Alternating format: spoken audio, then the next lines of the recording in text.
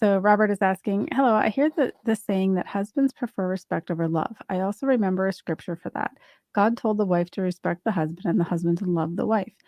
Someone tried to use that scripture.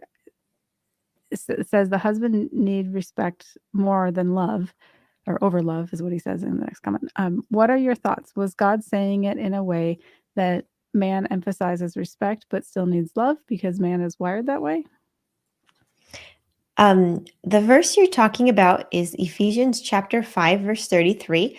And I love this verse and this whole chapter really, but the verse says, nevertheless, let every one of you you in particular, so love his wife. So the husbands love his wife, even as himself, and the wife see that she reverence or respect her husband.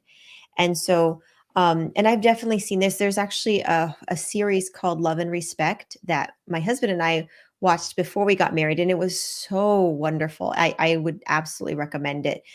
It was just such a great series, and this gentleman that spoke on it, I mean, he really went in depth of the need of men for respect and the need of women to have love. And he doesn't say, oh, women don't need respect. He's not saying that at all. And neither is he saying, oh, men don't need love at all. That's not true either. He's just saying, um, in the in general, in the core of their being, men have a deep need for respect and women have a deep need for love. And so, and he basically talks about how it's a different language almost, as far as having somebody feel loved or respected because of those needs. And so, like, the way you speak to a man, it needs to be in a respectful tone, whereas in a woman it's more helpful in general that speak in a loving tone. Not that, again, you don't respect women or that we don't love men. That's not what he's saying at all. And I don't think that's what the verse is saying either, but it's rather I think God, the way God did wire men in general, is there is definitely a deep need for respect. And that's why you see, men, in military ranks, it's a different, um, it's a different way of being. Whereas, women's brains are wired a little bit more differently in that, yeah, like, their deep need is to feel love. But, I think it's, definitely a balance of those two, but where one just kind of leans more one way than the other, if that makes sense. Jay or Wendy, any thoughts on that one? Yeah, I think that's our thinking of it too. But You're the man, so you get to comment the most here. yeah, and I think it's just interesting how God found a way to really help us all to be more better rounded people. So like, especially for men, we're going to be more rough and rigid and all that. But then a relationship with a wife is really going to force us to grow that love and empathy and care and compassion and those elements to us. So it's there's that angle to it, which is, to me, fascinating. But it's also interesting to me where, like, if you go earlier in this chapter in Ephesians, Ephesians 5:22, it begins, wives, submit to your husbands as to Lord. But then next verse, Ephesians 5:20, then it goes on to, Ephesians 5:25 says, husbands, love your wives just as Christ also loved the church. And, a lot of people like to dwell on verse 23 to 24 about, oh, women, you got this duty, you got to submit to your husband, and on and on. But as we always emphasize here, the man has the higher duty to love, and not just love, but love kind of in the same way that Christ loves the church. And we know that's probably the greatest love you can ever have, because because he goes even further, talk about how Christ loved the church, even to the point of giving himself, his life, for the church. So men, would you put your life at risk and forsake your life if it meant saving the life of your spouse? Mm-hmm. I mean, that's the level of care and love and compassion that men are called to do. And so it's, and that doesn't mean just, running into a burning house to grab your spouse and get them out to safety, but it's like how you actually show up. Yeah, that may be an element of it at some point, but it's also the showing up day to day in that relationship, being a Christ was a living sacrifice for us, right? Like Yes. So we die daily to live as Christ lived and to show up in a loving way towards others. And so it's a internal dying to self to love somebody else. And interesting. that is That's deep. that's what makes the difference in.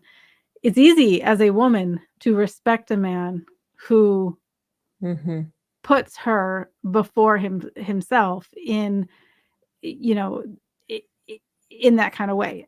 Obviously, I think there's limits as well. Like, we all have to take care. I don't want to say that a man should neglect his own needs, like his own true, like, self-care to sacrifice for, to the spouse, but like, it's supposed to be mutually beneficial. it should be a mutually beneficial relationship. But when both people are putting the other one first and thinking about the other one, marriage is a beautiful, wonderful thing, because your person is there for you when you need that support, and when you need that, for women, when you need that love, and for men when they need that respect. And it's so much easier for a wife to respect a husband who actually loves her and treats her with love. So yeah. And I go back to, like, what's harder, to love or respect? Love is harder. And so men are called to do the harder thing because they're the head of the household. And as we recited that verse earlier, the more to whom more is given, more is required. And so while men want to have the authority, they tend not to think of that responsibility that comes with it. And that responsibility is to love. So if you got more authority, well, you got to love. And what you do and how you use your authority should all be for the benefit of your wife, just like how the father might be the head and Jesus submits to the Father, but all that the Father does is to glorify and lift up and exalt the Son. So that's kind of the nature of the relationship between husband and wife. And when the husband operates this way, the wife's heart is drawn in. I just want to connect and love my husband when he says these things, because and operates this way, because my heart is safe in that relationship. So it is a wonderful dynamic that God has created. Yeah. And I think it's funny, Jay, you said it's harder to love. And but I think for women, it's like, but it's so easy because it comes so naturally to us. Whereas it's like, but to learn to respect somebody, yeah, it is natural. Like, because my husband's amazing. I have an immense respect for my husband. Like, he doesn't even understand how much I do respect him, because he's just a wonderful human being. And yeah, I know I have zero doubt in the shadow of a doubt that, he'd lay down his life for me and our family. He's just that way. But at the same time, like, I know that sometimes I have to really keep myself in check and, like, thinking, am I just showing what I would like? Rather, what does he need? And I think it comes in that, again, self-sacrifice, not, what you think, what you want to give, but rather what God is, or what the other person wants. Similar to, our worship of God. I think it's always, we're learning always something about God and our relationship with him through every relationship here on earth. And I see it especially in the marriage relationship, because, like you see in Genesis, God said, I want a sacrifice of a lamb. And, Cain said, I want to worship you the way I want to worship you. Whereas Abel said, I will worship you the way you want to be worshiped, Lord.